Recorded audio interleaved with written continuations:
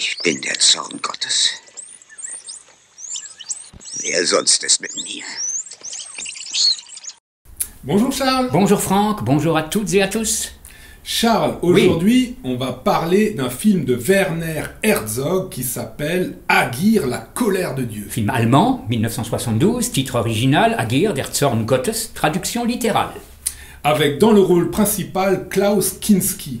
On peut dire que c'est peut-être le premier rôle principal de Klaus Kinski. Je pense Kinski a commencé sa carrière dans les années 50 avec des petits rôles et s'est fait connaître dans les années 60 par ce qu'on a appelé les krimis allemands, des petits films policiers où il était toujours le tueur sadique, le méchant, etc. Il avait son public, mais c'était des seconds rôles. Il me semble que c'est son premier film en tant que vedette. Ouais. Alors le film se passe en Amazonie, il a été tourné au Pérou, il parle de l'histoire des conquistadors et se mêle le mythe de l'Eldorado. Kinski joue un chef militaire qui, avec un petit groupe, part en radeau à la recherche donc de ce trésor. Bon, ça va pas se passer comme prévu, il va y avoir une espèce de coup d'État. Et là, on rentre vraiment dans les arcanes de la politique en miniature. Oui, et on peut dire que c'est un des grands films politiques de l'histoire du cinéma. Herzog a réussi une prouesse, c'est de nous montrer comme ça, à l'échelle réduite, ce qui se passe en général quand il y a des pouvoirs, des contre-pouvoirs, la religion, la royauté. Oui. Alors attention néanmoins, nous ne sommes pas dans le cinéma d'aventure traditionnel.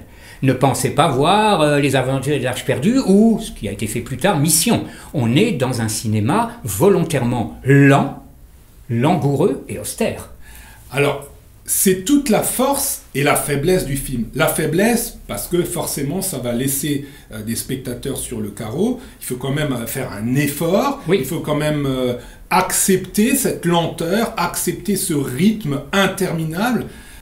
On a vraiment cette sensation, cette ambiance comme ça étouffante de la jungle, avec des dangers, avec en même temps les relations entre les personnes qui sont compliquées, les relations qui se détériorent, oui. Das ist kein Schiff. Das ist kein Wald. Das ist kein Pfeil. Wir bilden uns die Pfeile nur ein, weil wir Angst davor haben.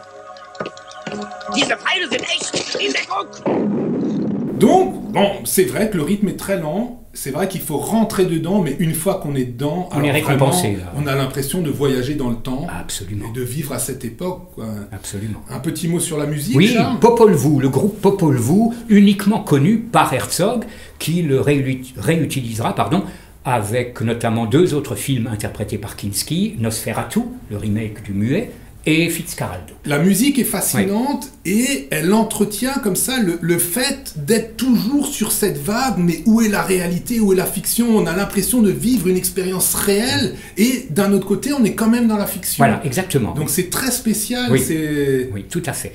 Les conditions de tournage aussi ont été spécial, le mot est même faible. Oui, le mot est même faible, mais pour ça, d'ailleurs, il y a un très beau documentaire de Werner Herzog sur ce film. Oui, My Best of Find, mon meilleur ennemi, titre original, je crois qu'on l'a appelé Ennemis intimes en français, où il parle de ses rapports avec Kinski. Il a quand même tourné, je crois, 5 ou 6 films. Et c'était pas une partie de plaisir. Non, Kinski, c'est pas la douceur. Hein. Ah, c'est pas la douceur. Alors c'est vrai que quand on imagine, enfin vraiment, c'est une aventure, autant l'aventure du film que l'aventure du tournage. Parce que quand on se remet à la place de Herzog, quelle idée de partir avec Kinski en Amazonie pour faire un film sur les conquistadors, où finalement le film a un budget rikiki, je crois que c'est, même pas 400 000 euros. Oui, c'est un budget très faible. Avec en plus Kinski là-bas qui va être comme toujours tyrannique, qui va avoir des accès comme ça de violence. Oui, parce que déjà dans les films allemands que j'évoquais avant, il avait déjà ces moments où il avait, disons, des disputes avec les réalisateurs, avec les autres acteurs. Il était déjà Klaus. Il dégage quelque chose d'absolument incroyable, ce Kinski. Et le film va faire de lui, va lui donner une stature d'acteur à la carrière internationale. Il travaillera en France, l'important c'est d'aimer, il travaillera en Italie, il travaillera même aux États-Unis. Et l'année où il partira tourner Aguirre, il me semble qu'il fait aussi un film dont on a déjà parlé, qui est un film assez incroyable, assez jouissif. Les insatisfaites poupées érotiques, bon, encore une fois, je préfère le titre original, La bestia uccide a sangue freddo, la bête tue de sang-froid, où il interprète, pour une fois, c'est pas le méchant là. Hein. Ouais. Et il interprète un médecin à cheveux longs, les cheveux longs pour faire croire qu'il pourrait être le coupable, parce que le coupable semble ne pas être allé chez le coiffeur depuis longtemps. La même année, pratiquement. Ouais, la même année. Alors, effectivement, dans ce film, il n'a pas un rôle complètement excentrique, mais par contre, c'est le film qui est complètement excentrique. Ouais. Donc, enfin, vraiment, il s'est retrouvé dans des tournages comme ça, vraiment... Et si Kinski n'avait pas été dans le film, certes, le côté déjanté serait resté, mais plus faiblement. Ouais, même en jouant sobrement, il apporte quand même... Absolument, oui, là, il est très sobre. Il apporte quelque chose, donc il a une carrière, voilà. Oui, une carrière, et phénomène peu connu, à la fin de sa vie, il a réalisé un film. Ah ouais. Sur Paganini, le célèbre violoniste et compositeur, film invisible. Jamais vu, jamais sorti en France, je ne sais même pas s'il est sorti en Allemagne, donc ce serait quand même intéressant à voir. Oui, bien sûr, parce que c'est un personnage, voilà. Et donc ce film, pour revenir à Aguirre, ce film, voilà, c'est pas un film traditionnel, c'est une expérience à vivre. Oui. Et retenir la réflexion qui est quand même très forte, la maturité de ce film. C'est vraiment un film à réflexion, c'est vraiment un film qui est à vivre comme une aventure, une espèce d'aventure hallucinogène, parce que comme dit, à un moment, on a du mal à savoir qu'est-ce qu'on est en train de vivre, là, où est-ce qu'on va. C'est un réalisme implacable. Tout à fait. On peut rejeter, mais si on accepte de jouer le jeu, si je puis dire, si on entre dedans, on est récompensé. Ouais, voilà. Bon, après, comme dit, on comprend, s'il y a des gens qui, au bout de 5 minutes, ils lâchent, ok, pas de souci, il ne s'agit pas de plaire à tout le monde. Les autres films de Herzog, là, dont j'ai parlé, sont beaucoup plus abordables. Nosferatu est très abordable, et Fitzcarraldo, où Kinski veut construire un opéra en pleine jungle, donc encore un sujet fou, c'est plus abordable. C'est plus abordable. Mais comme dit, qui est plus abordable, ça veut dire aussi que l'expérience est moins intense. Voilà. Là, déjà, c'est un des très rares films à avoir réussi à parler vraiment et à expliquer les rouages de la politique. Et en plus, cette époque des conquistadors, c'est vraiment une époque particulière et rendre hommage à ces aventuriers d'un autre temps. En l'occurrence, là, c'est très, très réussi. Tout à fait, oui. Et nous pensons que ce film pourrait... Moi, je suis presque sûr, d'ailleurs, mais pourrait être à l'origine de cette vague de films cannibales. Est-ce qu'il y a des cannibales dans Aguirre?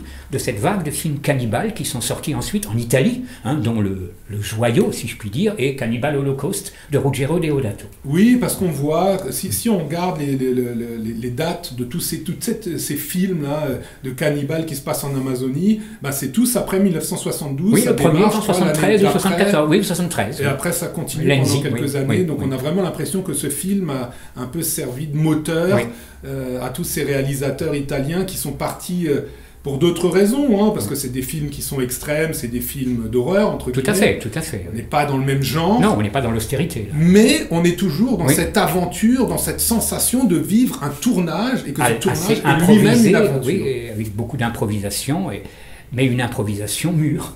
Ouais, ça donne une force à ces films qui se voient en même temps comme films de fiction, mais en même temps comme espèce de film qui parle d'une époque qui n'existe plus maintenant, parce qu'avec Google Maps, il n'y a plus d'endroits inconnus, il n'y a plus d'endroits qui représentent vraiment l'aventure au premier sens du terme, et ces films-là... Et c'est un film unique dans l'histoire du cinéma. On ne peut pas le dire sur beaucoup, il y a beaucoup de chefs-d'œuvre dans le cinéma, mais là c'est vraiment... un film unique dans l'histoire du cinéma. Totalement, pour beaucoup de raisons. Oui.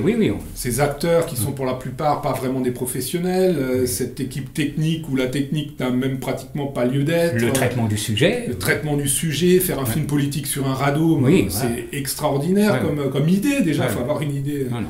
Vraiment recommandé. Alors allez voir Aguirre, La colère de Dieu, même si l'image, même le Blu-ray n'est pas extraordinaire, mais c'est pas le sujet. Au départ, elle n'était pas non plus. Là. Non, oui, voilà. J'ai un vague souvenir, je l'ai vu en salle moi, mais j'ai un vague souvenir, il ne me semble pas que c'était l'image éblouissante. C'est pas le but c'est pas un but esthétique. C'est pas le but là. Non. C'est comme tu l'as dit, c'est un film de réflexion. Voilà, un film d'auteur, un film de réflexion. Une expérience, vraiment. Oui.